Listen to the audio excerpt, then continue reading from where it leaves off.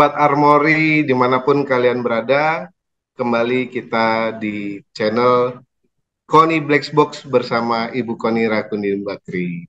Selamat pagi Ibu, apa kabar Ibu? Selamat pagi, sehat. Makasih. Sehat, luar biasa.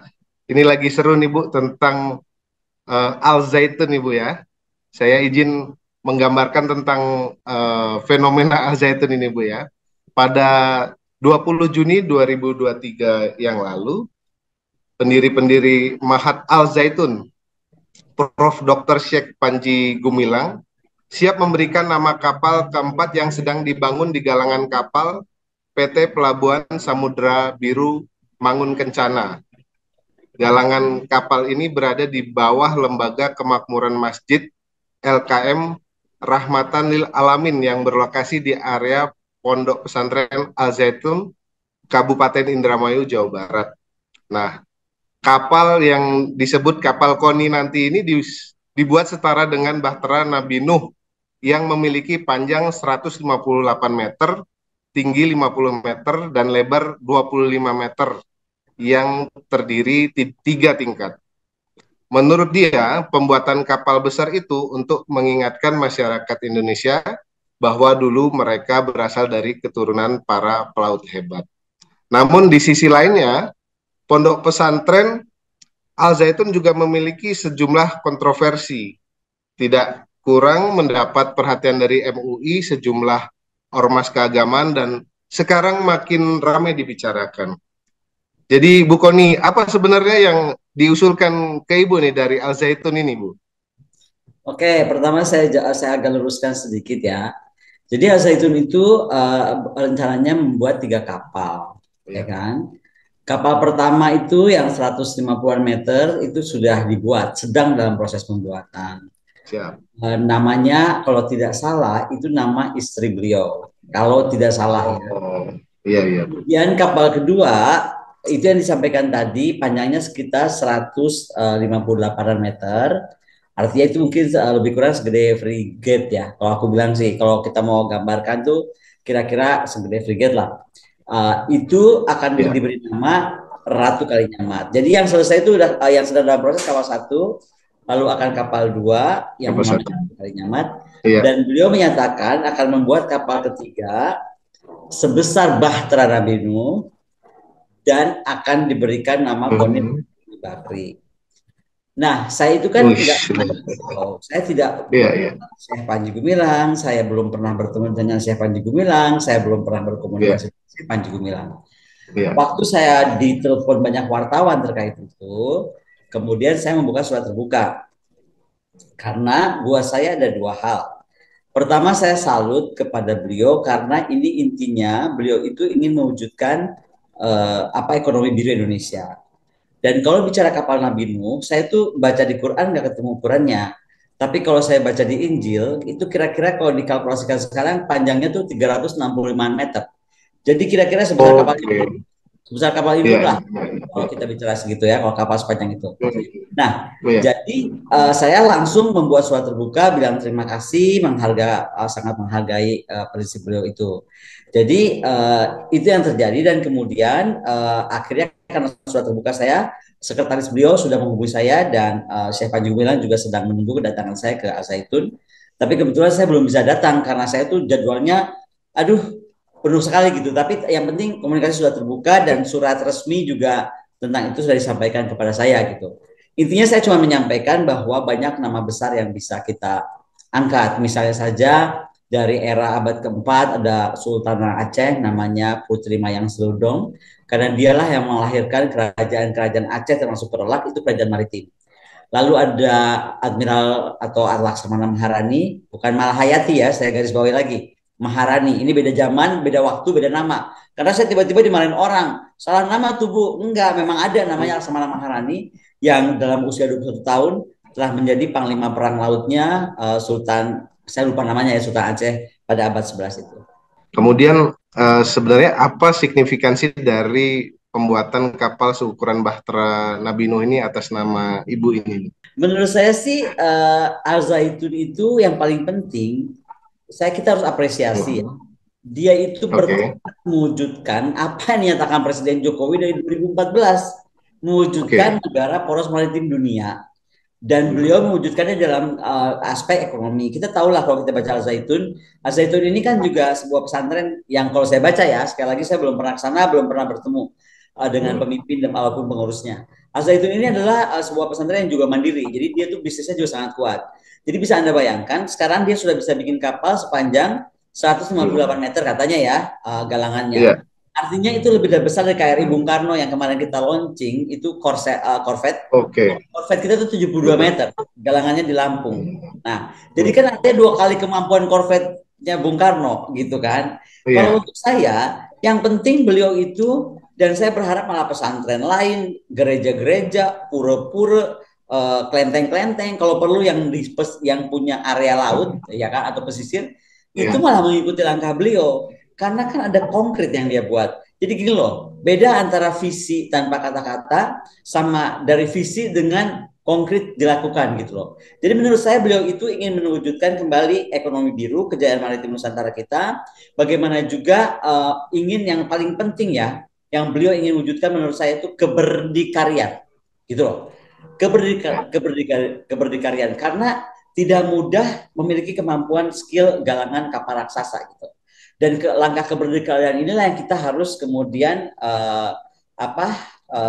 pahami. Nah, kalau saya boleh cerita sedikit, masalahnya agak lama ya. Buat saya kenapa saya berbeda? Untuk saya urusan Al-Zaitun itu misalnya alirannya sesat, misalnya alirannya tidak normal, misalnya tidak Islam yang betul, atau apa saya nggak tahu lah yang dicap-cap macam-macam itu. Buat saya itu simple urusannya. Negara ini punya BIN, which is very powerful. Negara ini punya BAIS yang juga very powerful. Kalau untuk itu istilahkan intelijen yang jalan, oke? Yang ketiga, kalau terkait aliran sesat, kita punya Kementerian Agama yang harus juga tegas kalau memang itu sesat dan tegas juga kalau itu tidak sesat gitu. Jadi masyarakat itu jangan diombang-ambingkan terus, dan ini kan udah bertahun-tahun nih isu ini, oke? Yang kenapa saya menghargai beliau? Karena begini ya, saya mau cerita kenapa kemampuan kapal kita itu buruk sekali.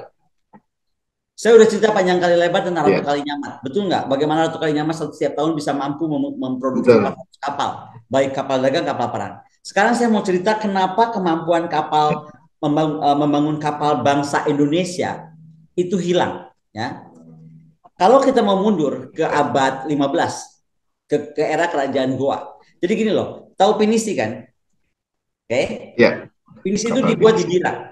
Nah, jadi wilayah Bone, wilayah semua itu kerajaan maritim di mana Raja Goa waktu itu tuh sangat mengedepankan kekuatan maritim.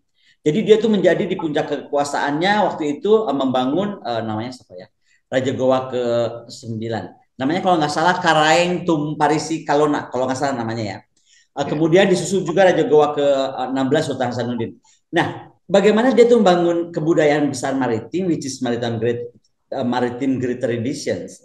Jadi artinya apa sih gitu loh. Jadi nggak bisa kita bilang kita negara poros maritim dunia gitu. Tapi kita nggak mewujudkan itu. Nah, di era beliau, tradisi maritim, nyanyian-nyanyian laut, undang-undang kelautan atau kemaritiman, mitologi laut, astronomi, astrologi, ya kan. Kemudian mainan olahraga, ya kan. Arsitektur kelautan, shipping building, bagaimana seni, arsitek, benteng pertahanan, komoditas, rute pelayaran gitu kan, etika perang, bayangin, termasuk pampasan perang dan harta dan manusia, itu sudah diwujudkan.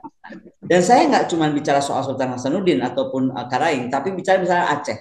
Aceh kan juga kerajaan maritim. Jepara sudah jelas lah, dia kesultanan maritim ya. Banten, kerajaan maritim. Umba Opu, kerajaan maritim. Nah, pertanyaannya gitu kan, waktu era itu kenapa kita jadi kerajaan maritim? Kembali saya bicara Goa aja dulu nih ya. Goa itu untuk jadi kerajaan maritim dia punya waktu itu sekitar berapa ya? 9 atau 10 kapal perang. Ada Igale Dondona, ada Igale Nyanyi Sangguk, ada Igale Mancing Nyala. Pokoknya dia itu punya beberapa, kalau kita sebut sekarang flotila. Dari mulai kapal besar, ya kan? Kalau nggak salah yang paling besar namanya Igale Dondona. Lalu kapal-kapal kecil nih yang mengikuti si kapal besar ini ya. Ya, waktu itu kan belum era kapal selam, masih kapal biasa. Nah, itu ada Igale Uangang, ada Igale Siga misalnya. Nah, semua kemampuan membuat kapal dagang, kapal perang yang tadi dengan flotila itu dihilangkan oleh Belanda. Kenapa? VOC itu kemudian melakukan kerajaan Goa, menutup semua rantai perdagangan asing di Sombawa, karena kan dia mau kontrol akhirnya si rempah-rempah ini kan ada Portugis, ada Spanyol kan, ingat? Nah, betul. kemudian Belanda masuk. Maka kemudian kemaritiman yang menjadi tanggung jawab atau penyangga perekonomian itu dimatikan aktivitasnya oleh VOC. Jadi benar-benar VOC itu jahat sekali sebenarnya karena dia itu merubah persepsi kita gitu dari negara atau nenek moyang digdaya di laut, ya kan? Ya, Kemudian menjadi diri di darat. Pada saat apa? Perang Makassar. Perang Makassar itu tahun 1667 dihentikan dengan perjanjian Bungaya. Oke. Saya harus cerita sejarah ini biar paham kenapa kita harus dukung orang kayak Syekh Panji Gumilang gitu loh, yang pengen bikin kapal. Sekali ya, lagi ya. tentang bikin kapalnya, saya nggak Ya, peduli tentang tentang bikin ajarannya, kapal. karena saya juga Islam saya nggak bagus-bagus amat, nggak berani lah Siap, gua siap. apa mengkritik Syekh. Tapi begini, saya mau cerita ya, Ya, perjanjian bunganya itu bawa apa? Satu, semua orang Goa yang atau Bajo, sorry, Bajo yang jago bikin kapal, orang-orang Bajo kan yang jago bikin kapal, yang tadi kapal ya, perang, kapal dagang, itu harus jadi rakyat VOC. Artinya dia pindah, tanda kutip ya, pindah warga negara.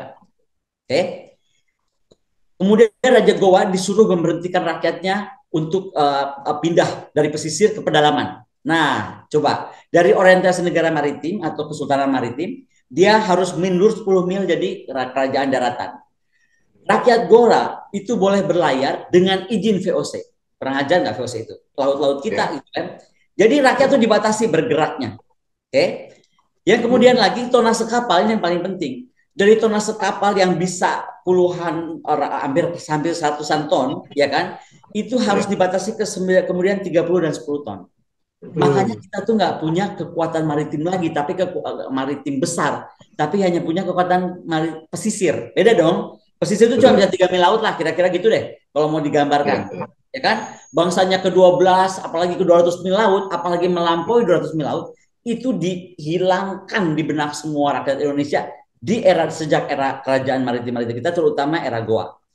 Nah, artinya pupuslah kejayaan maritim kita itu, ya kan? Ada tiga hal terjadi. Hmm, Kita tuh akhirnya jadi menerima kekalahan dan keruntuhan kejayaan maritim dengan menerima aturan VOC. Even though kita sudah merdeka dari Belanda, hmm. itu telah mengakar di benak kita karena jangan salah kita tuh punya budaya tutur bukan budaya tulis, ya kan? Jadi kemampuan itu tuh hilang dengan orang yang bertutur pun hilang gitu. Lalu kita kemampuan orang-orang itu diaspora. Makanya kemudian ada yang ditampung di mana bisa. Tapi sekali lagi ya, jadi kecil kan kemampuannya. Karena bisa saja saya ahli bikin kapal 100 ton. Tapi saya pindah ke daerah yang kemampuan galangannya nggak bisa 100 ton. Ya tetap aja keahlian saya kan nggak bisa berkembang. Nah, ada Ya. juga ya kan yang bersembunyi. Nah, tapi sewaktu-waktu Hmm, muncul sebagai gerakan sosial. Menurut saya inilah Al Zaitun. Ini sebuah ya. gerakan maritim yang tersembunyi gitu kan, tapi kemudian disadari harus dimunculkan meskipun dalam skala kecil. Saya bilang skala kecil kenapa? Dia bikin galangan sendiri, nggak minta uang BUMN, nggak Ya, ya. korupsi uang dana apa itu dananya 8 PBNU. triliun gitu loh. Ya. Tapi dia ingin menghancurkan kembali apa menghidupkan kembali kejayaan maritim yang dihancurkan. Jadi kalau saya tolong dicatat baik-baik ya. Saya itu Baik. membela membela apa yang saya harus anggap saya bela gitu loh. Tapi yang Ya, di bukan bidang saya, toh ada Bin Bais dan Menak, suruh aja itu diurusin. betul, Saya betul. lagi ngomong soal kapal gitu, bukan soal apapun. Dan saya lagi bicara soal kembalinya kita menjadi kejaya dalam kemampuan membuat kapal dan mendirikan ekonomi biru dalam perbuatan bukan dalam kata-kata. Baik, baik. Luar biasa, Ibu. Sudah lengkap sekali ini yang Ibu jelaskan ya. Baik bagaimana tadi terkait undangan, penamaan kapal ini, bagaimana sikap Ibu, kemudian bagaimana kontroversi Al Zaitun. Jadi ya mungkin terakhir Bu ya. Jadi apa yang Ibu harapkan dari negara nih untuk Al Zaitun? Sebelum apa yang saya harapkan dari negara begini deh, sebenarnya signifikasinya kan Ya, apa? Pertama ini baik. mewujudkan visi poros maritim dunia Pak Jokowi. Jadi Ya, kita itu kembali berdikari. Berdiri ini kata kuncinya. Berdikari. Kenapa? Kalau kemampuan galangan kapal raksasa ini terbentuk, ya kan? Maka itu gampang banget dibalik menjadi reserve engineering menjadi kapal militer. atau kapal Ya, perang angkatan laut. Jadi menurut saya betul. itunya dulu gitu loh. Kemudian apa misalnya komentar saya tentang saya diberi nama kapal itu. Pertama saya pasti berterima kasih lah. Kita orang Ya, beradab, orang yang betul. tahu tata krama, diberi kehormatan pasti tahu berterima kasih. Terus Ya, kemudian saya memberi apresiasi atas langkah keberdikarian yang ya, datang dari keinginan membangun galangan kapal tersendiri itu. Lalu saya bilang sama sekretaris beliau, buat saya itu seeing is believing, gitu loh. ya, Jadi ya. kalau saya nggak lihat saya nggak percaya. Nah makanya lagi di agendakan saya ke sana. Oke. Tiba-tiba ada berita saya baca Oh, galangan kapal itu disegel oleh hmm, setempat. ya, ya, ya, Pertanyaannya ya. kan saya langsung baca kenapa disegel?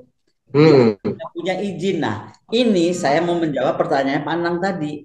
ya, Kalau ini kembali tentang masalah tidak ada izin, ya, tugas siapapun juga itu, bupati lah, ya. gubernur, siapapun kementerian lembaga terkait, termasuk Pak Luhut Panjaitan, Opung Naborjo kita itu, ya kan? Ya dimudahkan aja izinnya, ya kan? Iya, betul. Dibantu aja izinnya apa sih gitu loh. Yang penting sekarang cita-cita Al Zaitun di mata saya mau Hmm, membangun ekonomi maritim biru, ya kan? Yang hmm, kemudian kalau kapal itu beneran dia bisa buat sampai sebegitu besar, maka hmm. kita sudah gampang mengalih teknologikan itu ke kapal militer. Kan Ya, dua hal aja terjadi kalau teknologi itu hal lahir. Apakah dia dari militer dikesipilkan? Contohnya Hammer, ya kan? hmm.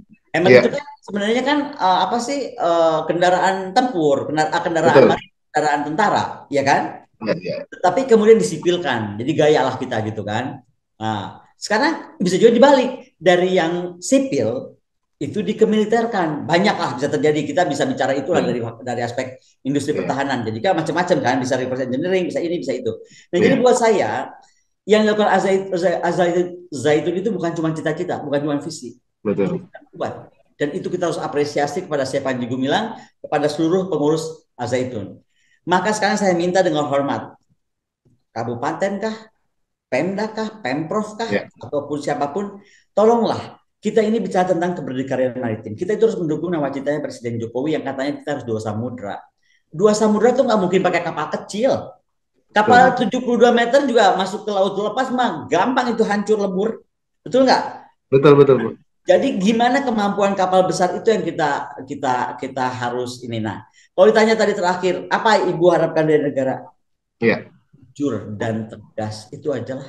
jujur Saya dan udah tegas. capek deh ngeliatin kita itu cuma bermain kata, bermain analogi gitu, tapi kemudian memusnahkan diri kita sendiri gitu. Saya udah cerita tadi ya, bagaimana VOC dalam beratus tahun mengecilkan kemampuan maritim. Tadi saya cuma cerita soal Goa. Saya bisa cerita Ya, lagi soal Kalinyamat yang kemudian diberi hoax seolah-olah perempuan nggak bener hanya karena kemampuan dia di laut gitu. Dan lain-lain dan lain-lain. Jadi sekali lagi kalau saya urusan bagaimana Al Zaitun, kenapa Al Zaitun, apakah dia sesat atau tidak sesat, itu bukan urusan saya. Itu ya, urusan dari siap. BIN, Bais, dan Menak. Baik. Tetapi urusan bahwa beliau ingin mengizinkan kapal, ya kan? Dan satu ya saya catat ya, saya nggak minta nama saya ditaruh. Saya bilang Ya, banyak nama bisa ditaruh di situ, orang-orang terhebat kita, ya kan? Maharani-maharani kita, ya, laksamana-laksamana laut kita, pahlawan kita, gitu. Ya kan? Silahkan gitu. Buat saya bukan nama saya. Ini juga jangan salah mengerti. Tapi siap. kemampuan, kejayaan, kemampuan membuat kapal sebesar itu tuh nggak mudah. Dan inilah semangat yang dihidupkan oleh Syekh Panji Gumilang dan saya hormat kepada beliau dan saya berharap para pendeta, para pemangku, apa namanya, pedanda, para ratu-ratu apa di pura dimanapun gitu kan, kelenteng-kelenteng sekalipun, tolonglah mulai kembali ke laut, mulailah dari mulai kapal yang 30 ton, 50 ton, 100 ton, sekian ratus ton, Hmm, kita dukung ekonomi biru Presiden Jokowi dan juga kita dukung negara poros maritim dunia yang harus berkekuatan militer kuat. siap. Luar biasa, Ibu. Terima kasih banyak buat penjelasan Ibu terkait kontroversi Al Zaitun dan penamaan nama kapal ini atas nama Ibu.